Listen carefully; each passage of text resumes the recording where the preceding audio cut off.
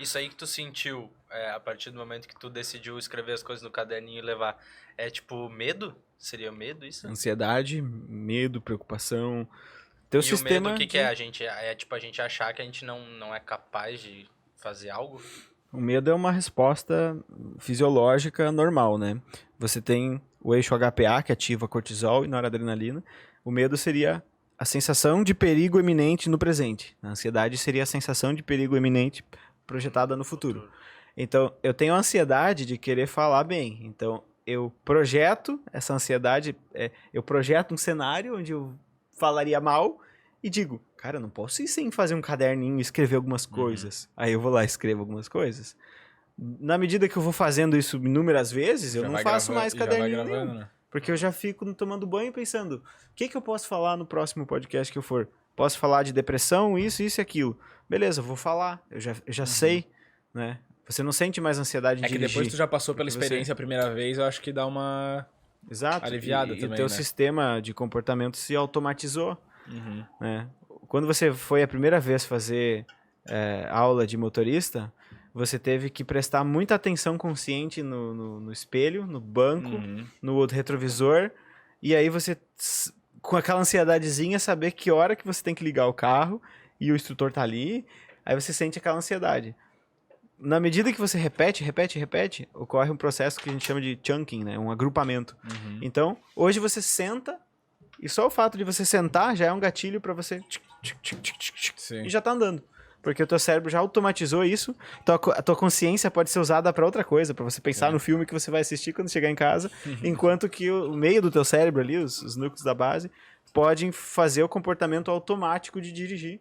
E você consegue daí fazer, em tese, duas coisas ao mesmo tempo, mas na verdade você está fazendo uma de forma automática, habitual, E a outra tá muito fazendo de motora, fato. e a outra você está fazendo cognitivamente, né? Então você vai se adaptando, isso vai ficando mais fácil porque você vai perdendo medo. Por isso que as pessoas que têm ansiedade, elas muitas vezes elas ficam aumentando a ansiedade delas, porque elas se afastam do objeto que elas têm que se aproximar para poder perder o medo. Então elas se afastam do objeto que elas precisariam se aproximar para poder adaptar o sistema. Que é um exemplo interessante, se apagarem todas as luzes aqui agora, pá, do nada, você não veria nada, você ficaria tudo escuro. Daqui a meia hora, se a gente ficasse aqui conversando, a gente enxergaria tudo. Porque o nosso sistema nervoso ele se adaptou à baixa de luz, então, sei lá o que acontece ali nos gânglios fotossensíveis do olho, ele começa... Se adapta. Então, o paciente que foge de falar em público, ele tem ansiedade social. O paciente que foge de lugares abertos, ele tem agorafobia. Ágora, né, da praça, fobia, medo.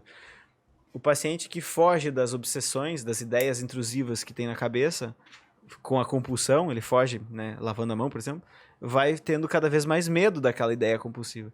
Então, por isso que o trabalho do psicólogo é tão difícil em alguns sentidos. Você empurra o paciente para o monstro. Você empurra para a beira do precipício para ele, né? Na verdade, é a solução dele, mas ele não sabe. Ele acha que se ele for lá, ele vai surtar, ele vai ter uma crise, ele vai desmaiar. Então, você tem que empurrar o cara para...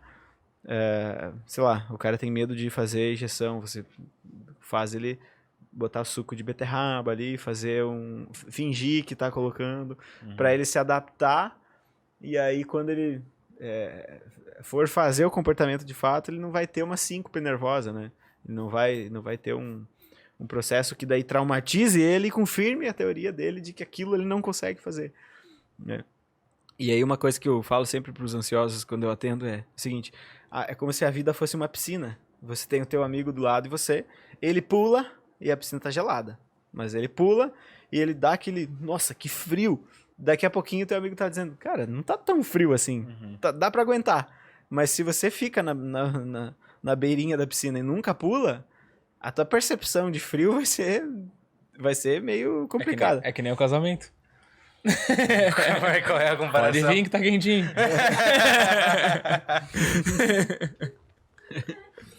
Então, você tem que buscar ativamente situações de desconforto, né, na vida. Desconforto e não negativas. Porque a ansiedade e o medo pro cérebro não é negativa. Ela é desconfortável. Ela é negativa pro self, pro eu, pra historinha que você conta na tua cabeça, né? Pra essa imagem que você tem no mundo e tal.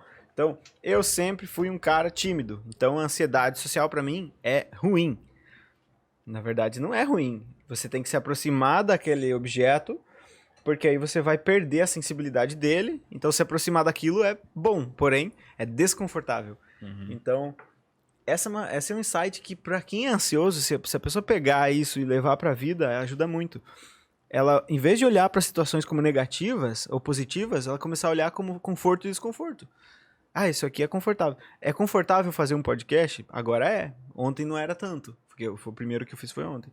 Mas o terceiro vai ser mais confortável. Até o ponto de que eu precise, por exemplo... Virar natural. Até o ponto de que eu comece a arriscar mais temas, sei lá, que eu não domino tanto. Então, se você olha para uma situação como desconfortável, você entende que não é negativo. Então, não bloqueia... Quando a gente fala de algo negativo, ninguém quer. Você quer algo negativo? Uma experiência negativa pra tua vida? Eu não quero negativo, quero positivo, né? Você quer um relacionamento negativo? Não. Sim. Você quer fazer uma experiência negativa agora? Falar em público? Não. Você quer fazer uma experiência desconfortável que aumente a tua capacidade de comportamento? Sim. Aí é interessante.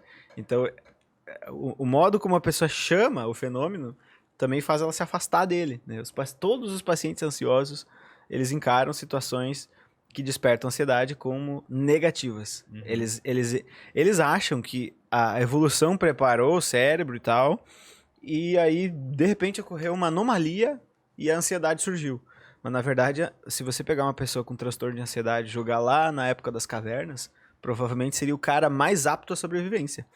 Porque ele ia ter um bebê chorando, por exemplo, um bebezinho, né, macaquinho, chorando, e ele dizer, cara, a gente vai morrer. E ele ia cavar um buraco, encontrar uma caverna, sei lá, tapar com folhas.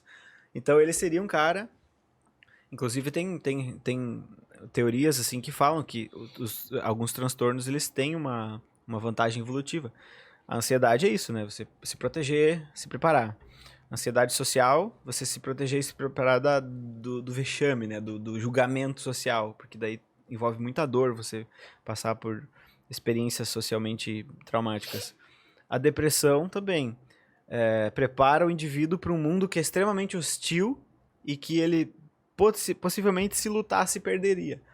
Então o paciente depressivo, ele tem uma das hipóteses que explica, né, o surgimento da depressão pela via comportamental, que é a teoria do Martin Seligman, que é a teoria da impotência aprendida. Então eu tento fazer um podcast, tento, eu não consigo, eu começo a ficar impotente, eu aprendo a ser impotente. Eles fizeram com cachorrinhos, o cachorrinho apertava o botãozinho, a alavanca não abria para ele sair, o outro apertava e saía. Aí trocava os cachorrinhos de caixinha, aquele que tinha aprendido que o botão não funcionava, ele não tentava mais apertar. E aí fizeram isso com o ser humano também e o mesmo resultado. Então, faz sentido você não lutar mais se você vai perder a briga. Então, o paciente depressivo, ele meio que tem isso. Genes que predispõem ele a ser mais negativo, assim, com viés negativo, de ver a realidade de uma forma mais negativa.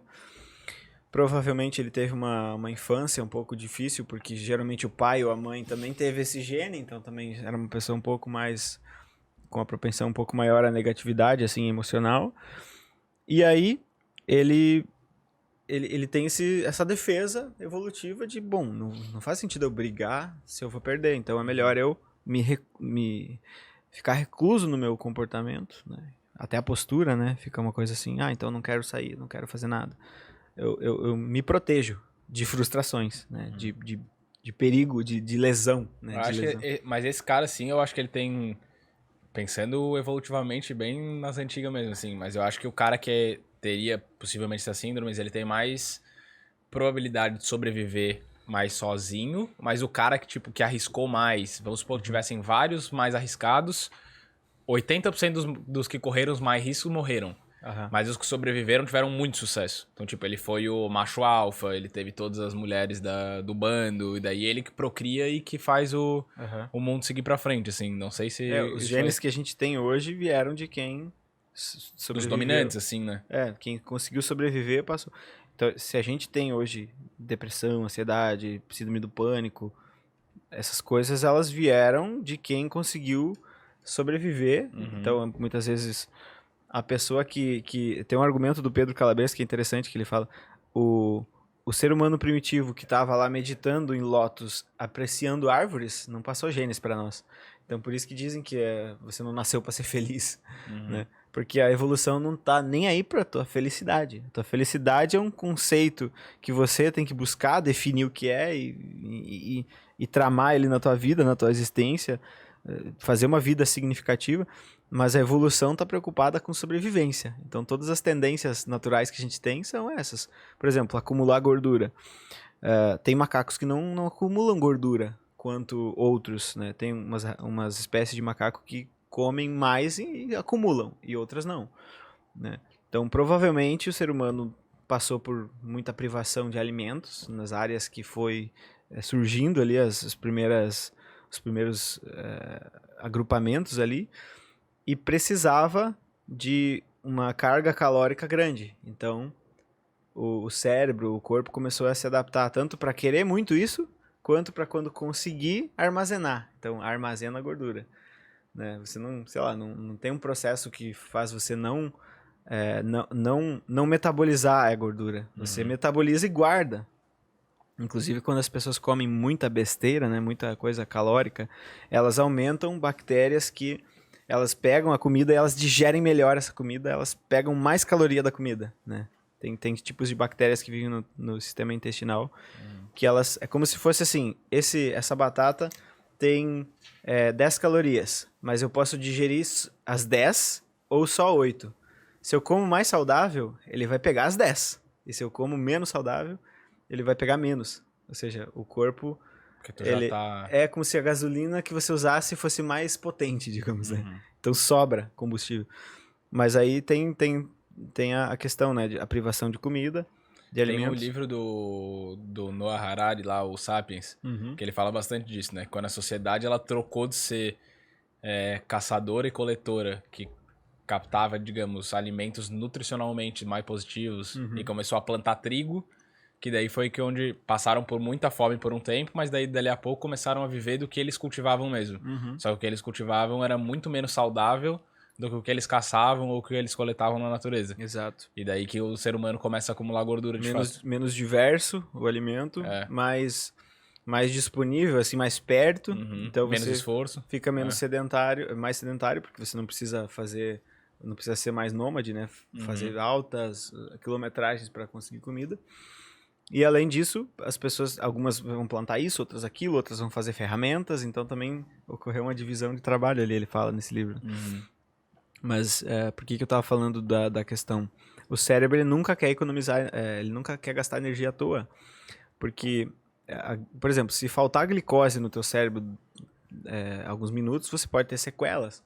Então, faz sentido ter uma capinha de gordura para, se faltar comida, você gasta essa energia dessas células de gordura, né?